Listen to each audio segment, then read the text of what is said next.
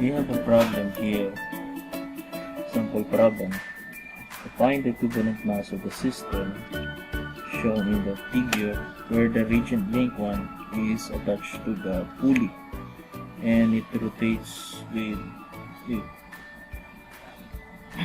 So usually when you apply force on this block, so mangyayari, it will move on this certain pressure, certain direction, and also yung spring mo madideform at this way papunta doon sa left side. And if we're going to simulate, so usually ganyan yung mangyayari sa kanya, no? Okay.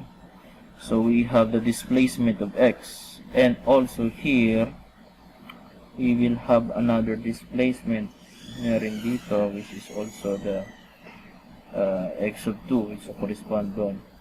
Now so we have here we can derive a triangle from this movement noon. So if you're going to draw yung part na ito, so we have your we call this your cylinder, no, or your pulley. If you're going to expand that one, so we can draw a right triangle from your center, then ito dyan. So this is from your original position, then going to the displaced position natin doon. So we can construct a right triangle here if this is your, so this is now your pulley. So we have here your displacement ng pulley since ang rotation niya pag ganun. Okay. Then you have the theta p value. Now for the sides, you have from the center to the edge of the pulley, you have the radius rp, and dito you have the x displacement. So from there we can use from your trigonometry. So this is TOA, or let's say this is tangent of theta, which is equal to what this is your opposite, that will be your opposite, that will be your x, and your adjacent will be your rp. Okay. Since we're employing since there will be call this assuming a small displacement, so assuming small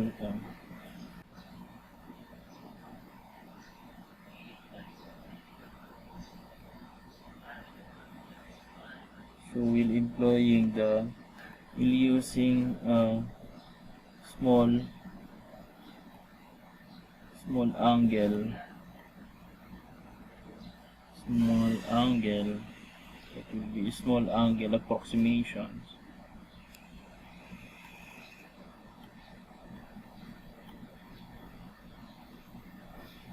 Now so I will just going to upload this discussion for the small angle approximation, so hindi ko na i-elaborate. It just gonna take us more time, so I will directly use gamitin na lang natin yung what is being derived here, but you can be upload ko rin to siya sa Google Classroom, and you can check how those small angle approximation ginagamit.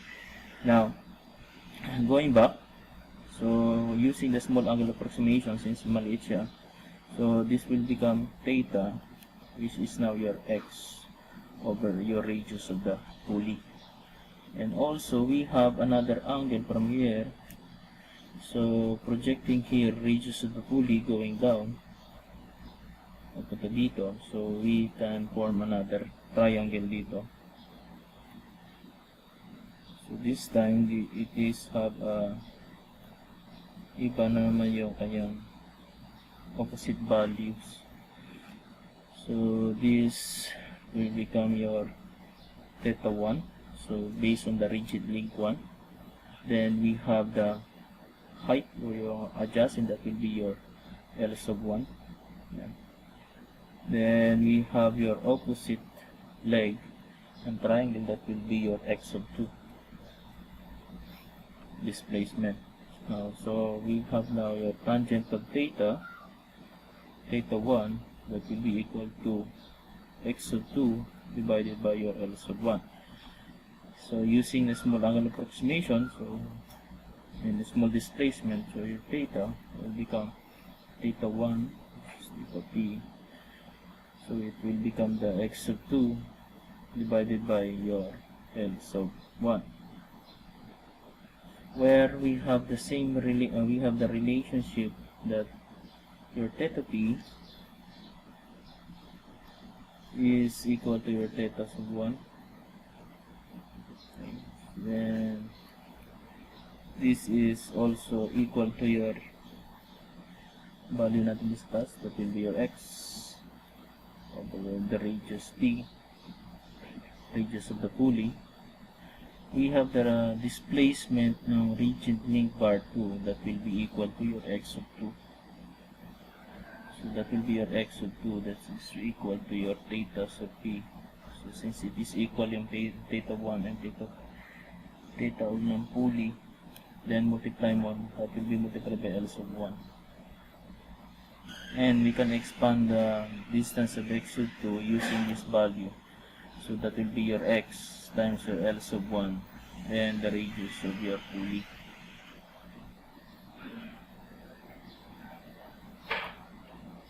Now for the cylinder, we have, so there is also a formation of a right triangle din doon, since from initial point gumalaw yung pulley and cylinder.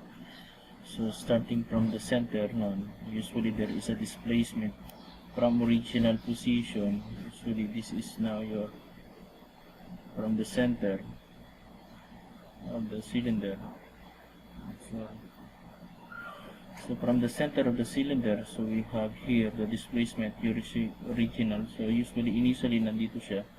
Then as the link moved, gumalaw yung link, pushing the cylinder on the other side. So we have the distance of here, the x of 2. Then we have the adjacent ng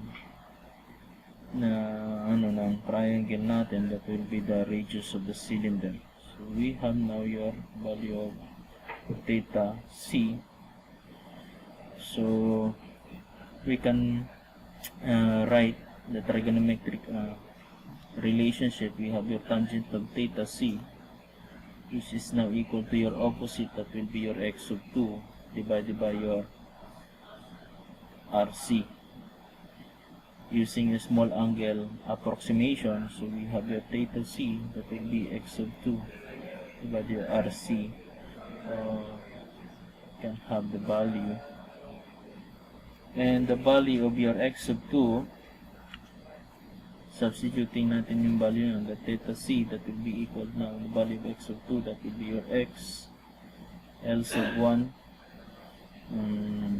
divided by your radius of the pulley and the radius of the cylinder.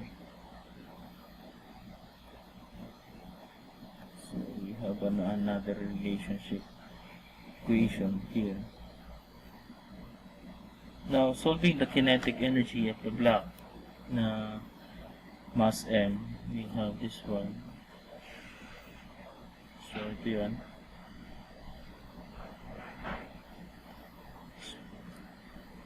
So this is the kinetic energy, that is equal to 1/2 mass times the velocity squared.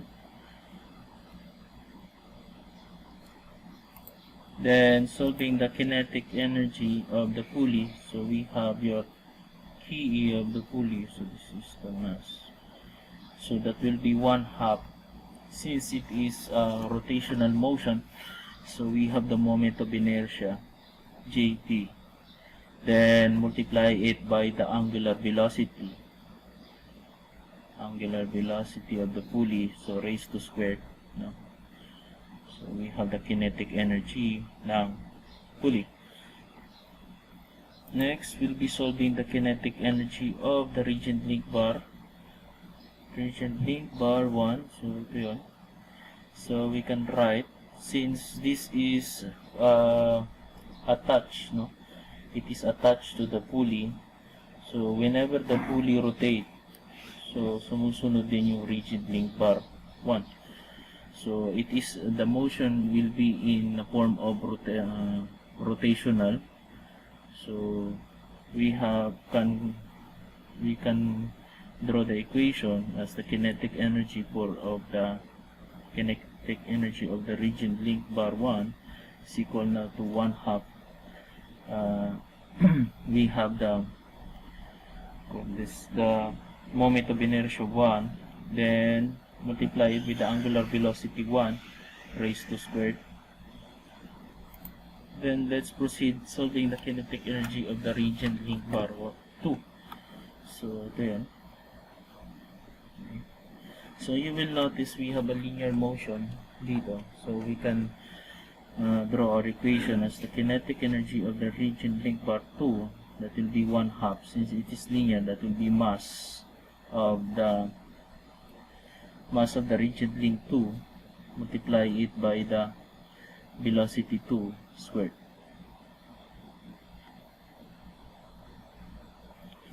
Next, solving for the kinetic energy of the cylinder. So we have here two types of motion. So we have linear. So when we say linear, it is moving on this on a linear motion, so along the linear line, while we have a rotational motion that is rotating on its own axis at the same time. So we have two motions here combined. So you have the kinetic energy of the cylinder, that will be 1/2 times the moment of inertia of the cylinder, then the angular motion or angular velocity of the cylinder squared, plus 1/2 the mass of the cylinder, then the velocity. So since this is the same also attached to rigid link 1, so this can be the velocity 2 squared. So you have now the kinetic energy of the cylinder. Now, summing up the total kinetic energy of the system. So from yung una, so we have the block, so that will be 1/2 mass times your velocity squared, plus the pulley. So you have your pulley, that will be the moment of inertia, so that will be 1/2 mass of the, this is the moment of inertia, it will be moment of inertia of the pulley, then the angular velocity of the pulley squared,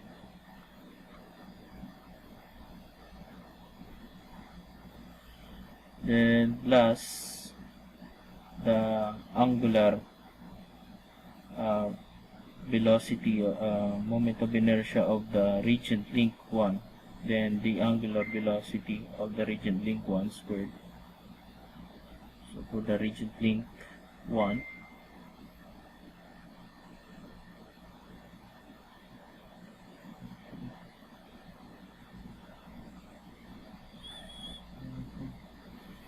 then we'll have the one for the rigid link 2, so it has a linear, that will be the mass of the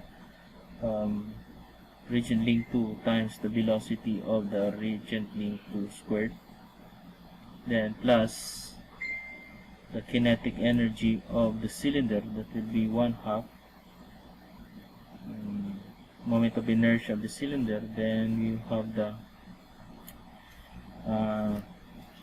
angular velocity of the cylinder squared plus 1/2 mass of the cylinder, then velocity of the d2 squared.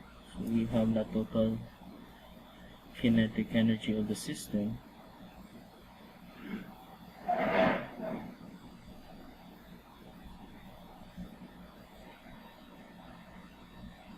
Then the equivalent, then we have the K equivalent, or the kinetic equivalent kinetic energy of the system is expressed as the 1/2 mass equivalent. Then we have the velocity squared. So we're going to equate this one to our kinetic energy, so we can get the value of the mass equivalent.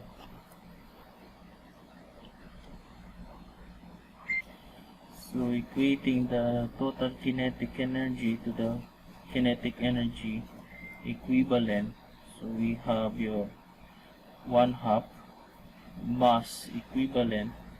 Now we have the velocity squared, then it is equal to your total kinetic energy.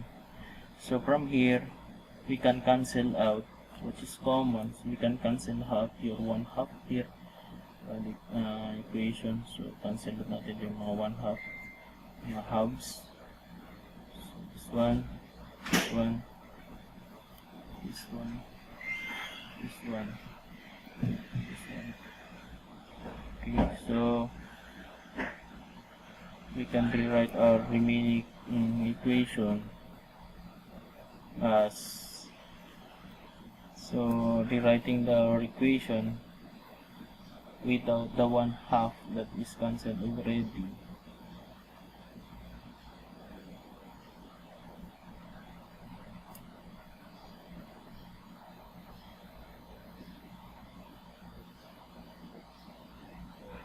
Next, we want to cancel the velocity so that we can express our equation to the mass equivalent.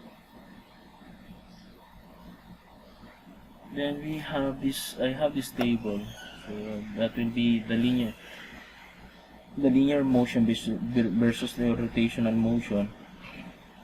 Then we have the value of here, your theta, so that will be correspond to the angular position. Then you have your angular velocity, acceleration, okay, angular acceleration. So we want to express the equation in terms of the velocity, so that we can cancel the value of the velocity. So we want to express it in terms of velocity squared. And we have your angular position is given by this equation, so that your angular velocity times your time. Since we need to express the angular velocity, so using this one, this will be your theta p and the angular velocity p. So your angular velocity p, that will be your theta p divided by your time, where the value of your theta p, going back to the relationship by using the trigonometric, so theta p, that will be equal to your x over rt. So using that one, so we have your x, substituting x over radius of the pulley times time. Since we have yung x divided by time, so that is correspond to the velocity. So this will become now velocity divided by radius of the pulley. Okay, so using that one here, so we can rewrite natin sa baba. That will be mass equivalent. We have the velocity squared, that is equal to the mass times the velocity squared, plus the moment of inertia dp, okay, multiplied by the value of this one, that will be velocity over the radius of the pulley, so close parenthesis squared, then plus we have here G1, moment of inertia 1, we have the angular velocity 1. Now for this one we have theta 1 is equal to angular velocity 1 times time. So we have the angular velocity 1, that will be theta 1 over your time, where the value of your theta 1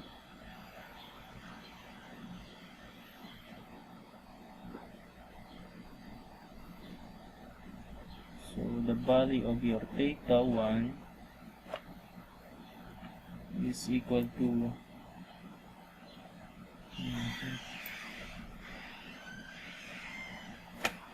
so it is the same x over rt, no? The same din siya. So we're going to substitute that one. That will be x over radius of the pulley time, then we have your velocity divided by your radius of the pulley. Take note also we have J1. So J1, the moment of inertia, can be categorized for different types of motion. Moment of inertia, we have the common moment of inertia, common moments. So since it is in a rigid bar, so we have this one, moment of inertia. It can be equate to 1/3 times the mass times yung length niya, how much is yung haba ng big bar, since yung rotation niya is about the end of the axis of the rod. So we'll be using this one. So we have your JT, J1, or this is for the I1, which is equal to 1/3 mass 1, then you have the length ng rod 1 squared. So substitute natin ng value, we have yan, that will be 1/3 times mass 1 times the L sub 1 squared, then we'll be multiplying with the angular velocity, so that will be B over RP. So this is already raised to squared. So tapos na tayo dito, we have here, then plus natin the mass M2. So value ng B2 natin, that will be x sub 2, since that is distance displaced of 2 divided by your time. So that is in the terms of velocity. Now the value of x sub 2, so checking the kanina yung trigonometric relationship, we have xl1 divided by the radius of the pulley.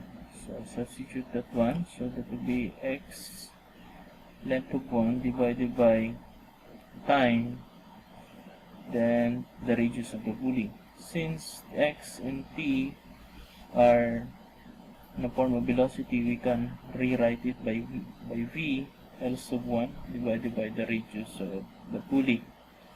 Then substitute to the equation, that will be b L sub 1 divided by the radius of the pulley, then this is squared. So okay, we finish na dito, then we go to the cylinder, so JC. So we have again, you have your theta of the cylinder, that will be the angular velocity of the cylinder times time, and we know that the angular velocity of the cylinder, that will be your theta of the cylinder divided by t, where your theta C angle cylinder, we can be equate as, so here we have XL1, then radius of the pulley and the radius of the cylinder. So substitute natin yan sa equation. So we have angular velocity, that will be x L sub 1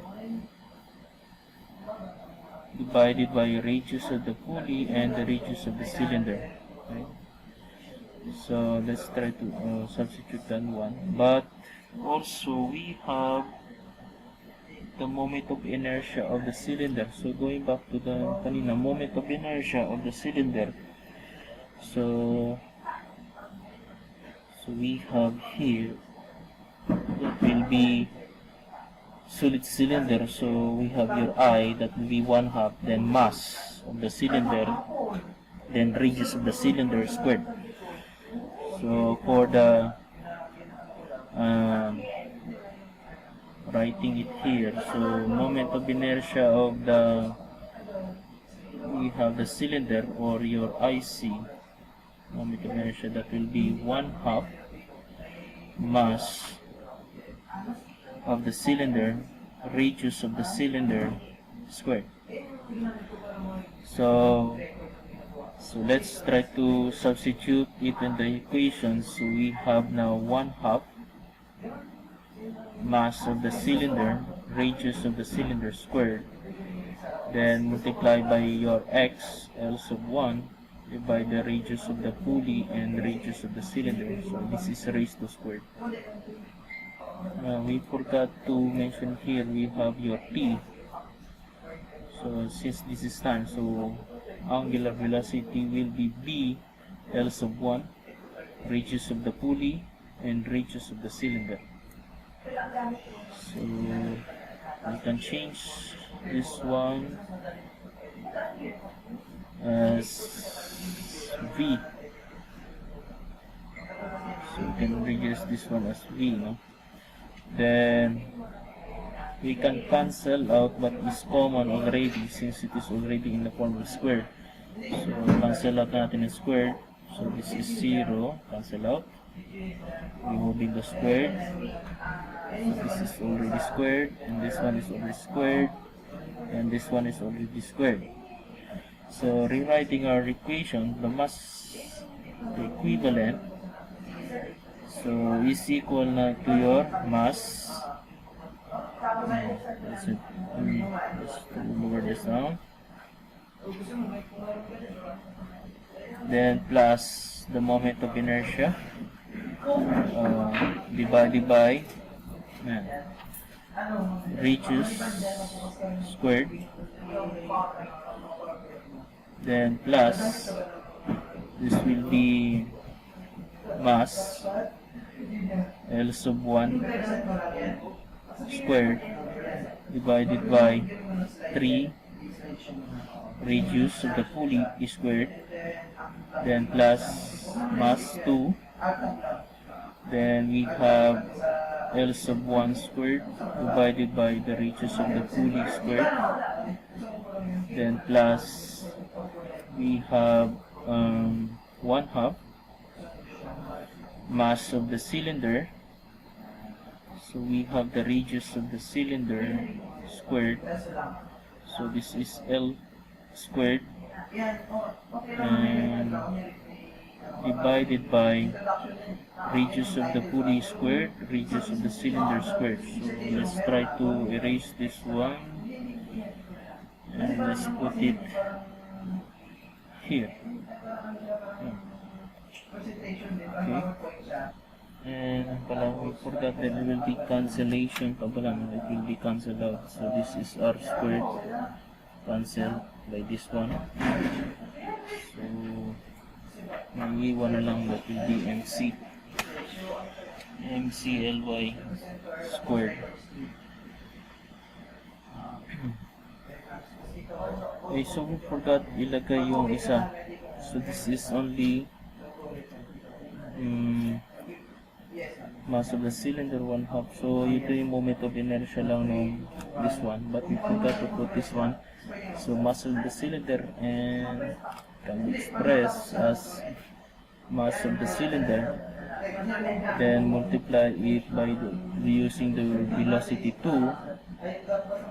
Since you have your value of velocity 2, that will be v L sub 1, and this will be radius of the pulley and raised to square. So this is also being cancelled. Okay. So pa-plus na lang tayo dito. That will be mass of the cylinder. So L1 squared divided by the radius of the pulley squared. Okay, and finally we can write our equation as the mass equivalent is equal to now your mass plus the moment of inertia of the pulley, then radius of the pulley squared plus mass 1 L sub 1 squared divided by 3 radius of the pulley, and this is squared, then plus mass 2 length of region 2 squared divided by radius of the pulley squared, then plus mass of the cylinder length 1 squared divided by 2 radius of the pulley squared, plus mass of the cylinder length of the region 1 squared divided by the radius of the pulley squared. So finally we have your final answer. So box the final answer. You have your answer.